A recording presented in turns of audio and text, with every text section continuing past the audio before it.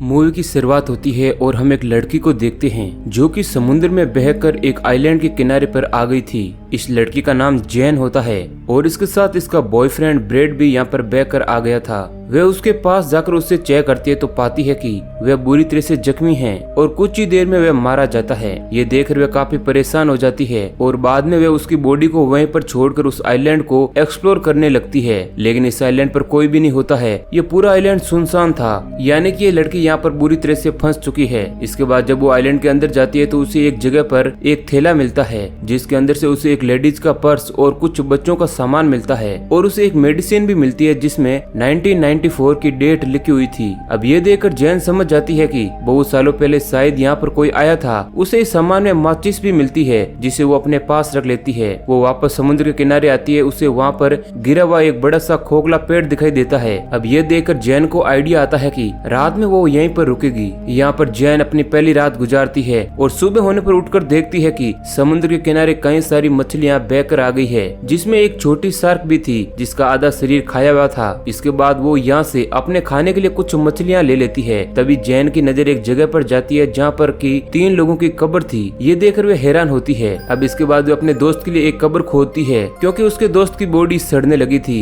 खैर अब अगले दिन जैन जब आइलैंड का चक्कर लगा रही होती है तो वो देखती है कि किसी ने उसके दोस्त की बॉडी को निकाल कर आधा खा लिया है। ये देखकर जैन घबरा जाती है। उसे कुछ भी समझ नहीं आता है कि आखिर ये किसने किया होगा। उसे लगता है कि जरूर ये काम किसी जानवर का है जो कि इस आइलैंड पर रहता होगा। इसके बाद जैन एक लकड़ी से अपने लिए हथियार बनाती है और एक जगह पर बैठकर वह उस जानवर के आने का इंतजार करने लगती है। अब रात हो जाती है और उसे नींद आने लगती है, लेकिन वह जानवर अभी तक यहाँ पर नहीं आया है। अब अगले दिन जैन की आंख खुलती है और वह समंदर में एक सूटकेस को देखती है और वो सूटकेस को लेने के बारे में सोचती है, इसलिए वो समुद्र के अंदर जाकर उसे ले भी लेती है। तभी उसे नीचे कुछ महसूस होता है, इसलिए वो जाकर देखती है तो उसे यहाँ पर एक बड़ा सा होल दिखता है। ये देख वह काफी हैरान होती है। खैर जब वो बाहर आकर उस सूटकेस को खोलकर देखती है तो उसके अंदर से उसे कुछ जूते और कपड़े मिलते हैं जिन्हें वो पहन लेती है। अब रात हो जाती है तो जैन उस सामान को चेक करने लगती है और उसे उसमें से कुछ फोटोज मिलते हैं जिन्हें देखकर वो समझ जाती है कि यहाँ पर कोई फैमिली छुट्टियां बिताने के लिए आई थी, जिसमें एक कपल और उनके 2 बच्चे थे। तभी जैन के ऊपर से एक प्लेन गुजरता है। अब ये देखकर जैन अपनी फ्लेयर गन चलाती है, लेकिन इसका कोई भी फायदा नहीं होता है क्योंकि तब तक वो प्लेन जा चुका था। जब फ्लेयर गन की वो बुलेट नीचे आ रही होती है तभी जैन देखती है कि तो उसकी परछाई में उसे कोई क्रीचर दिखाई देता है। ये देखकर वो काफी घबरा जाती है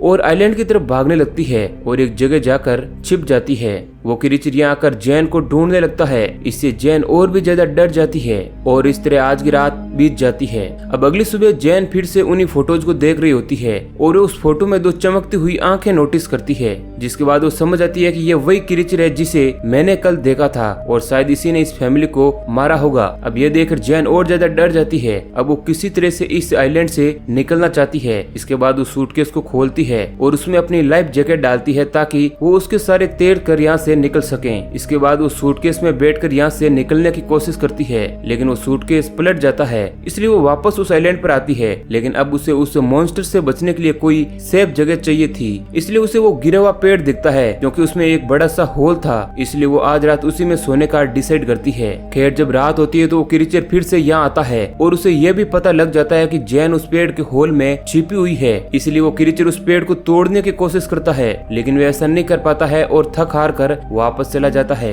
अब अगली सुबह जैन उस पेड़ से बाहर निकलती है और देखती है कि वह क्रीचर कल रात यहाँ पर आया था और उसने उस पेड़ को काफी डैमेज भी कर दिया था। इसके बाद वो उससे बचने के लिए एक नया प्लान बनाती है और वह समुद्र से कुछ बड़ी मछलियां पकड़ती है और उन्हें वहीं एक पेड़ पर टांग देती है। उसका आइडिया था कि जब रात में वो क्रीचर यहाँ आएगा तो वो इन मछलियों को खाकर वापस चला जाएगा और इससे उसकी जान बच जाएगी। अब अगली सुबह जैन उठकर देखती है कि उसका यह प्लान काम कर गया था। उस क्रीचर ने यहाँ आकर उन मछलियों को खा लिया था, जिस कारण जैन की जान बच गई थी। तभी जैन की नजर समुद्र के किनारे पर जाती है जहाँ किसी की बॉडी बहकर आई थी, जिसके बाद वो उसके पास जाकर देखती है तो वह बॉडी काफी सड़ चुकी थी। अब ये देखकर उसके मन में एक आइडिया आता है और वो इस बॉडी को भी वहीं पेड़ पर लटका देती है ताकि वो क्रीचर उस बॉडी को खाकर यहाँ से वापस चला जाए। और अब उसके लिए यहाँ पर सरवाइव करना काफी मुश्किल हो गया था। आज रात के लिए उसने यहाँ पर एक गड्ढा बनाया था जिसमें वो जाकर छिप जाती है और उस क्रीचर के आने का इंतजार करती है। जब रात होती है तो वो क्रीचर वहाँ पर आता है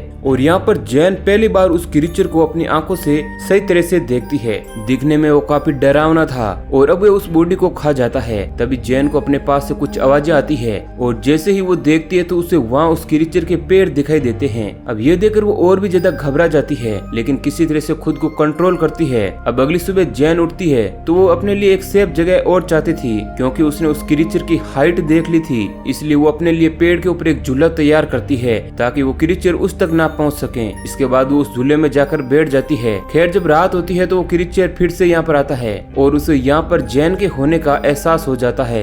इसलिए वो उस पेड़ को जोर जोर से हिलाने लगता है और इस तरह से वो झूला टूट जाता है। जैन नीचे गिर जाती है। अब वो क्रीचर जैन का पीछा करने लगता है, लेकिन जैन अपनी जान बचाकर भागने लगती है। तभी वो देखती है कि क्रीचर जमीन से ज्यादा पानी में तेज दौड़ रहा है और वो पल भर में उसके सामने आकर खड़ा हो जाता है। लेकिन जैन अपने उस लकड़ी के औजार से उस क्रीचर के पेट में मार देती है, लेकिन वो क्रीचर जैन को उठाकर पानी में फेंक देता है। लेकिन जैन खुद को किसी तरह से संभालती है और वो देखती है कि अब वो क्रीचर यहाँ से जा चुका है। अब वो पानी से बाहर आती है और वहीं एक पेड़ पर जाकर छिप जाती है। अगली सुबह जब जैन उठती है तो उसका एक पैर काफी जख्मी हो चुका था, इसलिए वो खुद को साफ करने के लिए समंदर में जाती है, जहाँ पर उसकी नजर दूर एक राफ्ट पर जाती है जिसमें दो दोस्त लोग थे जो किसी तरह से सर्वाइव करके यहाँ पर आए थे। उनका नाम लुकस और मिया होता है। इन्हें देखकर जैन काफी खुश होती है। अब ये जैन के पास आकर बैठ जाते हैं। जैन उन्हें खाने के लिए कुछ मछलियाँ देती है और साथ ही जैन उन्हें उस क्रीचर के बारे में बताती है और कहती है कि हमें जल्द से जल्द यहाँ से निकलना होगा, क्योंकि मैं यहाँ पिछले 7 दिनों से फंसी हुई हूँ। लेकिन लुकस और मिया उसकी बातों पर विश्वास नहीं करते हैं। उन्हें लगता है कि जैन झूठ बोल रही है और कहते हैं कि हम पिछले 5 दिनों से समुद्र में भटक रहे हैं, अब जाकर हमें ये आइलैंड मिला है और ये दोनों यहाँ से नहीं जाना चाहते हैं। अब जैन उन्हें वो तस्वीरें भी दिखाती है जिसमें वो क्रीचर साफ दिखाई दे रहा था, लेकिन फिर भी वो लोग यहाँ से नहीं जाना चाहते हैं। जिसके बाद जैन समझ आती है कि ये लोग उसकी बातों को नहीं मानेंगे, इसलिए वो इनसे छिपकर उनकी राफ्ट लेकर यहाँ से भागने का प्लान बनाती है। लेकिन ये प्लान उसका फेल हो जाता है और वो दोनों दोस्त उसे पकड़ लेते हैं।